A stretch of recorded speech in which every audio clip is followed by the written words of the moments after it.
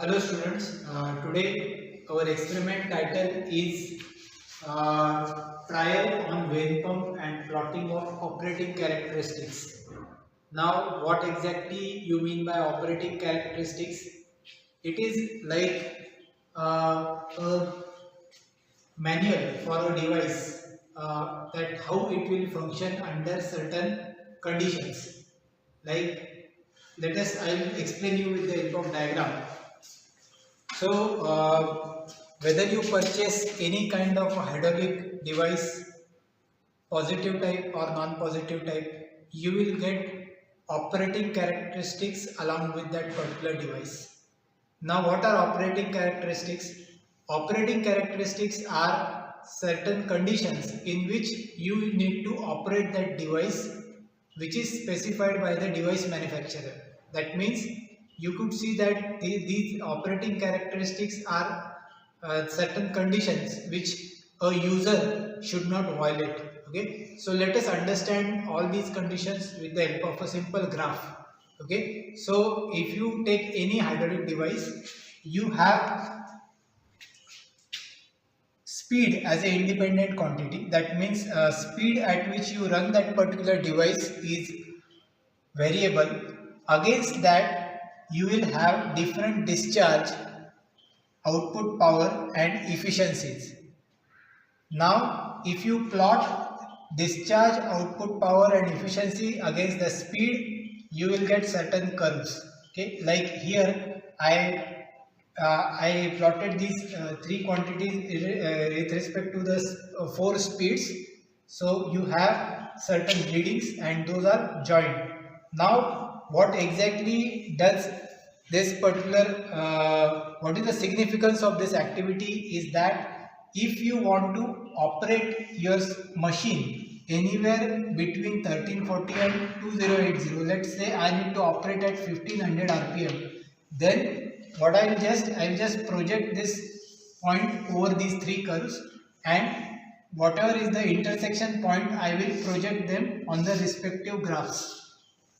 So what I get is that at, let us say at 1500 rpm, if I want to determine what will be the efficiency, what will be the output power and what will be the discharge, these things I would get from this graph. This graph is called as the operating characteristics of the device. Now this operating characteristics graph is very common in case of many devices. If you take a turbine also, you will get a operating characteristics. In this particular experiment, we are going to plot the operating characteristics of a hydraulic pump which we have in our laboratory.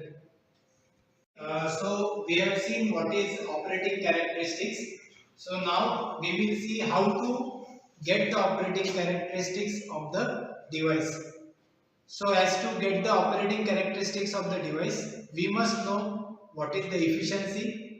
To calculate the efficiency, we must know what is the power input to the device and what is the power output from the device. Then we should know what is the discharge from the device, and we should know what is the energy that is being consumed by that hydraulic device. So in order to find all these quantities, okay, let us plot the observation table which is shown over here. Now in this observation table you could see that at 4 different speeds we are going to take reading. On every speed we have 4 different suction speeds or suction reading for the pressure. Okay, that is 2, 4, 6, 8 kg per cm square delivery pressure. At 4 delivery pressure we are going to take reading, whereas we are going to keep the suction pressure reading as constant, that is 20 mm of Hg, that is 20 mm of mercury. This gauge pressure reading, delivery pressure is in kg per cm square. Now we are going to measure the time which is required for 10 centimeter rise in the tank. Okay, we are having a delivery tank in which we are going to collect the oil. and we are going to find out the time which is required for 10 centimeter rise of the oil level in that particular tank. That will give us a discharge. So for that, this time measurement is done. This is indicated by small t. Now, to calculate the input power of the device, we must know what is the energy consumed by that device. So we have an energy meter at our end. So we are going to measure the time which is required for one revolution of the energy meter. That is in T seconds. This is capital T seconds. Okay. Now here this suction pressure PS in meter of fluid. Now this is nothing but conversion of this suction pressure 20 mm of Hg into meters of fluid. So we are converting mm of Hg into meters of fluid column. Then delivery pressure also kg per cm square into meters of fluid. Okay, so this will give us Hs and Hd, that is suction head and delivery head. Total of suction head and delivery head will give us a manometric head, that is Hm. Now discharge calculations are done by this 0.3, 0.3, 0.1 divided by T. This is 0.3 mm, 0.3 meter by 0.3 meter is the dimension of the dimensions of the delivery tank, and 0.1 is nothing but the 10 centimeter. 0.1 meter means 10 centimeter rise, for which we are going to measure this small t. Okay, that is discharge calculations are done. Then input power is calculated by 3600 into 10 raised to 3 divided by 200 into T. Now 3600, this is a energy meter which we are having, which are measuring the reading in kilowatt hour. So in it you need to convert it into seconds, that is why it is 3600. Okay, then kilowatt you need to convert it to watt, that is why into 10 raised to 3. And 1 divided by 200 is the energy meter constant multiplied by T. This is a capital T, that is the time which is required for one revolution of energy meter. This will give us an input power calculated. Now output power, how we will be calculating output power? We know that output power is equal to rho into G multiplied by Q into Hs plus Hd. This is nothing but the manometric head Hm. Okay, so rho G Q into Hm will give us an output power. Now rho is for rho of fluid, that is density of the fluid which we are going to use. Okay, G is gravitational constant, Q which you just have calculated in meter cube per second, and Hm plus Hs plus Hd, this is a manometric head which is in meters of fluid. So ultimately we are going to give we are going to get the output power into watts. Now efficiency is calculated as output upon input multiplied by 100. So this will give us a efficiency. So this is a brief overview of the observation table. Okay, so here we are at the experimental setup for the pump. Now the pump which we are having is the type of pump is a vane pump. Okay, regarding vane pump you can read into theory. So this is that vane pump which we are having over here. Okay, and this pump is driven by a belt drive, and this is driven by an electrical motor. Okay, you could see that this electrical motor have 4 speed adjustment. Okay, 4 speed adjustments. That means we are having 4 different speed: 540, 840, 1340 and 2080 revolutions per minute. Means I can run my pump at those 4 different speeds.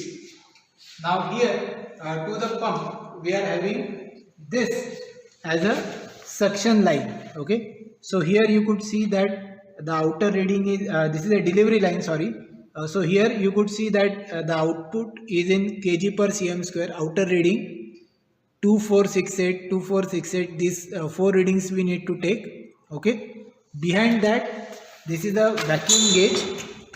Okay, this is a vacuum gauge. You could see that it is measuring in the reverse direction. Now outer scale is in mm of Hg. Now this outer scale we need to measure. So here we are going to keep this outer scale as a constant, that is over here it will be there in between these two. So this 20 reading will be maintained constant throughout the experiment. Now how to identify this gauge is as a suction gauge, because you could see that it is measuring reverse as well as this is connected to the reservoir tank. So this is a tank. So this is a tank, okay, delivery tank. Now in order to measure the discharge, we must have a specific dimension for a delivery tank. So this is what the delivery tank is. This tank has a dimension 0.3 meter by 0.3 meter, and you could see that it has a scale for measuring the level of the fluid. So when we are getting 10 centimeter level in this particular tank, we are going to measure the time, and that time will give us a discharge, that is 0.3 meter by 0.3 meter by 0.1 meter divided by the time which is required for filling this tank, so that give us a discharge.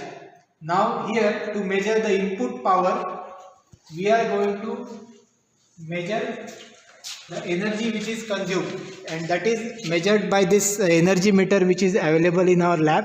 So you could see that it has a disc. One revolution of this disc, the time which is required, that will be measured, and it will give us a input power. So here in this experimental setup, we have made provision to measure input power, as well as by calculating discharge, we are going to measure the output power, and thus we can find the efficiency which is being delivered by this pump. Okay, so we are at the setup now, and we have already started the setup. So you could see that this pump is rotating at 540 rpm. This is connected to the lowest diameter pulley of the motor. Okay, so this will give us a minimum speed of 540 rpm, and you could see that in the suction line, the developed pressure, suction pressure is delivery pressure is around 2 kg per cm square. It's a delivery line. The suction line shows 20 mm of Hg as a reading. Now this is a delivery tank. Here you could see that right now the oil is at free discharge. That means we are not collecting anything over here. But now if we start, or when we stop this particular flow, and then we are going to collect the oil for 10 we are going to measure the time which is required for 10 centimeter rise of the fluid. So here, once it will fill, we will start measurement. So we have started at 4 centimeter, so we will end at 14 centimeter, and what will be the time that will be recorded for calculation of the discharge. So here you could see that the level is rising, and whenever it reaches at 14 centimeter, we will stop.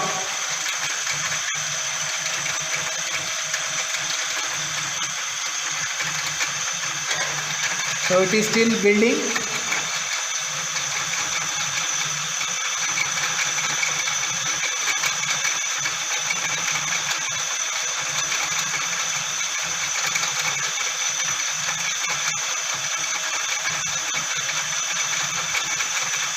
So stop.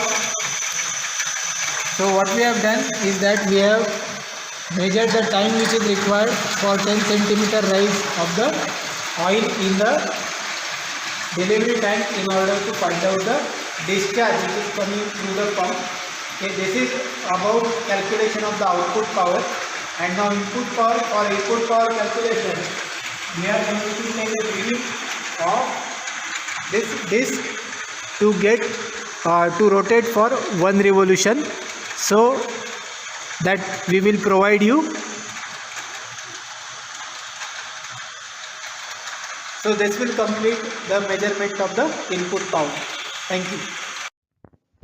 Okay students, since you have seen how to perform the experiment, we have recorded the reading for three different speeds, that is 540 rpm, 840 rpm and 1340 rpm, and according to that this observation table is being drawn.